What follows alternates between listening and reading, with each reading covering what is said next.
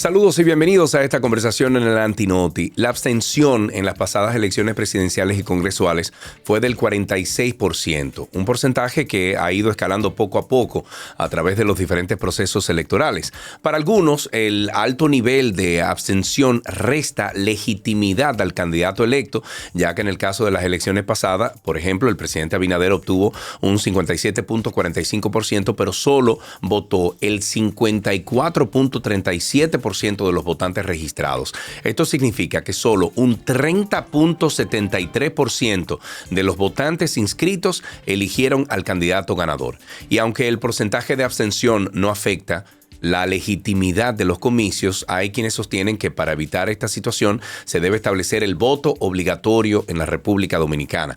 El ex candidato a senador por la Fuerza Nacional Progresista y el Partido Reformista Social Cristiano, Vinicio Castillo, propone que en la próxima reforma constitucional se introduzca la obligatoriedad del voto como en otros países. Y para hablar de este tema tenemos al propio Vinicio Castillo hijo, quien no necesita mucha introducción porque es una figura conocida, pero para aquellos que no lo conocen es un prominente abogado y político dominicano. Vinicio, muchísimas gracias por aceptar nuestra invitación. ¿Cómo estás? Un gran honor para mí, Sergio Carlos, estar aquí en tu Antinoti, tocando este punto, este tema tan importante para el país. Sí, así es. Bueno, si bien es cierto, Vinicio, que la abstención ha ido en aumento aquí en República Dominicana, el porcentaje no es tan diferente como en otros países, por ejemplo Estados Unidos, donde se han celebrado elecciones con una abstención de hasta un 50%. Si me voy a otro país, en Suiza, por ejemplo, la abstención ha llegado a superar los 55% en algunos de los casos. ¿Por qué tú entiendes que la idea de imponer el voto obligatorio, cuando tal vez lo que se necesita es que haya un cambio en la política? ¿Por qué tú entiendes que es el voto obligatorio y no la política en sí? Sí, mira, lo primero que tengo que decir es que el voto es un deber fundamental, no solo un derecho.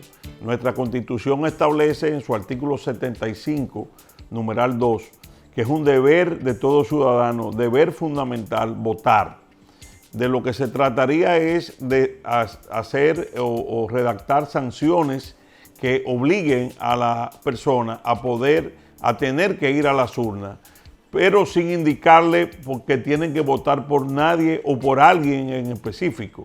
Yo estoy planteando que sea con la opción del voto en blanco o el voto por ninguno. Y que sea tabulado dentro del contexto de elecciones. Claro, e incluso ese ninguno o voto en blanco podría marcar el grado, diríamos, de insatisfacción que pueda tener el votante con las opciones que se le están presentando, lo que resultaría muy saludable para el país y para los mismos partidos.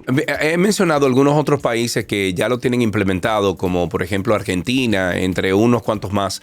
Sin embargo, si nos vamos a esos países y a las elecciones, aún teniendo una multa, aquella persona que está obligado a votar, no van a votar. No entiendo cómo eso incentiva, o sea, no hay forma de incentivar mejor al dominicano. El ejemplo mejor lo tenemos en Chile, que primero es un país democrático, con un modelo de democracia ejemplar, que reinstaló en la reforma constitucional del año 2022 el voto obligatorio y logró un aumento de la participación a un 85%. ¡Wow! Eso es mucho. Es decir, que es mucho. Y así los promedios son mucho más altos donde está el voto obligatorio que donde no existe. Ahora bien, ¿qué pasa con nuestro sistema? Sí. Porque hay un problema de que en los últimos procesos se ha disparado de manera alarmante, incluyendo que la abstención fue mayor que cuando la pandemia. Sí. Yo como candidato a senador, ex candidato a senador en este proceso, puedo dar testimonio porque tuve dirigentes en todos los barrios de la capital que me informaron parte de lo que ocurría con esta situación. Aquí hay un problema ya de cultura de corrupción en el votante, que ya no es ni siquiera, lo ocasionaron los partidos en los últimos 20 años, 25 años, que acostumbraron a la famosa logística. a dar dinero el día de las elecciones. Óyeme, a mí se me acercó, Vinicio, una persona cuando yo fui a votar en Santiago y me dijo, mire jefe, 600 pesos, toma mi cédula. Digo yo, mi hermano, pero usted está loco, Pero ya ha llegado a un punto porque los partidos tienen los llamados padroncillos. Sí, claro. Que los padroncillos le indican a los partidos al mediodía quiénes de sus militantes o de sus simpatizantes han votado y cuáles no. ¿Qué está ocurriendo de manera creciente? Que esos militantes o esos simpatizantes se quedan en su casa hasta que los vayan a buscar. Claro.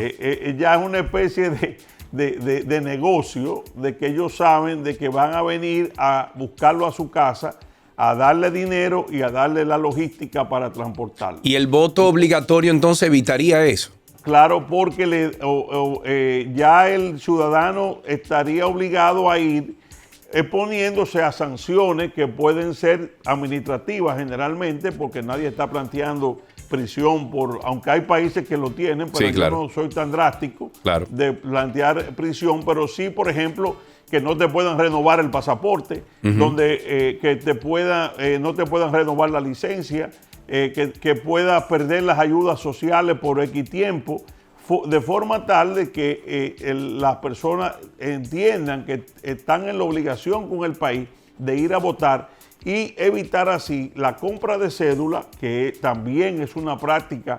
El informe de la OEA, esa es la única mención que hace, diríamos, de irregularidades importantes en este proceso, que planteó que que siguió la práctica de compra de cédula y el tema de que la gente no se ofrezca para que le compren.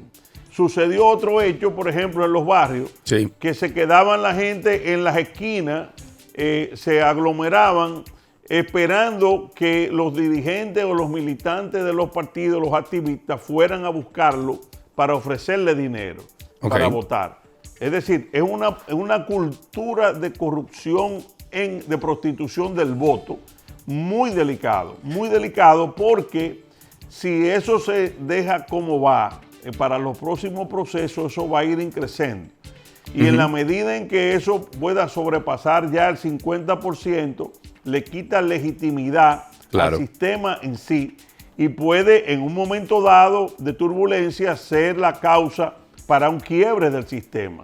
Claro. Por eso yo estoy planteando la discusión abierta de los pros y los contras de este proceso, ver las diferentes experiencias. Hay como 9 países más o menos de América Latina que lo tienen, ver cuáles han sido las experiencias positivas, las negativas y coger lo mejor de ahí. Y yo creo que podríamos avanzar. Te hago una pregunta entonces. El hecho de incluir el voto a ninguno, ¿no sería un mejor incentivo para llevar a esas personas que entienden que ninguno de los ninguno de los candidatos que están participando en esas elecciones los identifica y van y votan por ninguno? ¿No sería eso como más amable con el ciudadano? Porque ese es un segmento. El que no va a votar porque no le gusta ninguno es un segmento, diríamos, que siempre ha ocurrido tradicionalmente en procesos anteriores, hace 15 o 20 años, en niveles, diríamos, aceptables. El problema es que ya no es el que no va a votar porque no le gustan los candidatos, sino el que no va a votar si no tiene un dinero en el bolsillo, no vota. Al grado, Sergio Carlos, que la propia militancia, es decir, los mismos simpatizantes que tienen los candidatos, ya eso ha llegado a un grado tal que tampoco ellos se mueven si no hay dinero, si no hay logística. Eso, además, le da una superventaja ¿a quién? A los narcos que se meten a candidatos, y a gente de mucho dinero o a estructuras partidarias que manejan miles de millones de pesos. Porque ya es un tema de que para estar en el día D se necesitan miles de millones en efectivo para tú movilizar ya a tu propia gente y darle dinero, aún sea un militante o un simpatizante. Si no tiene 500, 600 pesos, no se mueve. Y eso daña el sistema. Explícalo has dicho que tú estás de acuerdo con que si el voto es obligatorio, también agregar el voto por ninguno. Explica por qué conviene exactamente el voto por ninguno? ¿Y qué pasa, por ejemplo, si ninguno en unas elecciones, ya sea congresuales, municipales, lo que sea, obtiene un 60 o 65% de los votos? ¿Qué pasa con eso? Sí, porque una cosa es tú obligar a cumplir al ciudadano con su deber de votar. Y otra cosa es decirle que tiene que votar por uno de estos obligados, porque ya ahí su voluntad es diferente. Tú estás coaccionando para votar dentro de 5 o 6 candidatos que si no me gusta ninguno, yo no estoy obligado a hacerlo. Está quebrando la voluntad popular en cuanto a lo que quiere el votante. Ahora, si no me gusta ninguno de los 5, bueno, pues tengo un cuadro, el voto en blanco, el llamado famoso voto en blanco, para decir que una manera de manifestar mi satisfacción con esos candidatos. Es muy improbable que llegue a un nivel ese ninguno en voto en blanco que sea superior al 50%. Es decir, yo creo, y hay experiencias en países que lo tienen, donde eso puede reflejar una franja de un segmento de la población, pero no a unos niveles de que quiebre la legitimidad de los electos. Sería un caso muy raro o muy, vamos a decir, extremo. Claro, pero habría que fijar también la regla de si ese ninguno si obtiene un 60, un 65%, ¿qué pasaría con los que están en la boleta? Habría que repetir, yo propondría, porque estamos ya entrando en el campo de la especulación, que en esas demarcaciones que se produzca eso específicamente, se repita la elección. Es decir, y se busque, porque sería, diríamos, un pueblo rechazando a los candidatos de todos los partidos. Es decir, que por eso que te digo que es un poquito extraño que eso ocurriese, pero se puede prever perfectamente esa situación. Mira, yo hice, Vinicio, hace unos, cuando vi que tú pusiste el tweet, lo estoy buscando ahora mismo, yo vi que tú pusiste lo del voto por ninguno y yo realicé, lo estoy buscando ahora mismo, hablando contigo, yo realicé una encuesta en mi Twitter, en la plataforma X, votaron 2.294 personas. La pregunta que hice fue, ¿está de acuerdo con el voto obligatorio en el país? Si usted no vota, tiene sanciones, pero ojo, que se incluya el voto a ninguno. 2.294 personas votaron, 58.8% está de acuerdo y 41.2% no está de acuerdo. Obviamente esto no representa todo un país, pero en el programa de radio también hice tocamos algunas pinceladas sobre el tema y mucha gente está de acuerdo, sobre todo esos que tienen un cierto nivel de educación. ¿No dividiría esto un poquito entre clases sociales, entre clases económicas, el voto obligatorio? Bueno, el problema es que las élites, diríamos, de un país, política o la dirección de un país a nivel de su liderazgo político, social, y en este caso sería básicamente político, institucional, es que tiene que dirigir hacia dónde quiere enrumbar el país en el tema del fortalecimiento o debilitamiento de la democracia. Es decir, esto que estamos aquí describiendo quizás no llega, no es de la comprensión, diríamos, de mucha gente, de muchos votantes, que no ven el peligro que otras personas conscientes, viendo la perspectiva hacia el futuro de que esto pueda seguir creciendo, pueda derrumbar el sistema. Sí. Ahora, por eso es que en el caso del presidente Abinader y de las autoridades electas, le tocaría a esa asamblea revisora que va a revisar la Constitución de la República, examinar, ellos tienen el poder y la legitimidad en nombre de ese pueblo que lo eligió para ver si esa reforma es viable o no y examinar los pros y los contras. Obviamente, esto no se puede imponer sin consenso. Ahí yo estoy de acuerdo, sin consenso en el liderazgo político. Así es. Yo entiendo que esto puede caminar si las principales fuerzas políticas se ponen de acuerdo, viendo de que en caso de no ocurrir y este proceso siga en lo adelante incrementándose, mañana pueda aparecer un militar o un coronel que se case con la gloria y diga, bueno, pero aquí hay un presidente puesto con un 30% de los votos. Claro. En un momento que se llegue a esos niveles o al 40%, menos del 50%, y por lo tanto no es democracia porque el pueblo no lo eligió. Entonces, claro, eso puede dar el caldo de cultivo para un derrumbe total del sistema y de una posible aventura futura que en países como estos pueden darse. Al momento que se obligue, vamos a suponer, a la gente a votar, o que sea obligatorio el voto, ¿qué sucederá entonces? Vamos a decir, porque la palabra obligue es quizá implica muchas cosas. Sí. La gente cuando oye obliga cree que lo van a ir a buscar a su casa para con un guardia para ir a votar. No es eso. ¿Y cómo le ponemos? Las sanciones diríamos administrativas, que te hacen pensar de que tú tienes que cumplir con ese deber fundamental. Ojo, constitucional. yo estoy de acuerdo con que si el Estado Dominicano a mí me provee calles y me provee escuelas y al nivel que sea, yo tengo también que hacer mi labor y mi labor de ciudadano es contribuir con esa toma de decisiones. ¿Y cómo yo lo hago? Bueno, eligiendo a personas que están de acuerdo o que van concuerdamente con lo que yo pienso y mis ideales y de la forma en que yo quiero hacer las cosas. Pero al momento que entonces se le exija a la gente votar, ¿qué sucede con aquellas personas, Vinicio, que por alguna razón justificada no pueden ir a ejercer su derecho al voto? No se le aplica, eso está previsto porque la ventaja de esta propuesta, Sergio Carlos, es que muchos países, democracias modelo en el mundo, lo tienen. Es decir, nadie entienda que estamos inventando nada.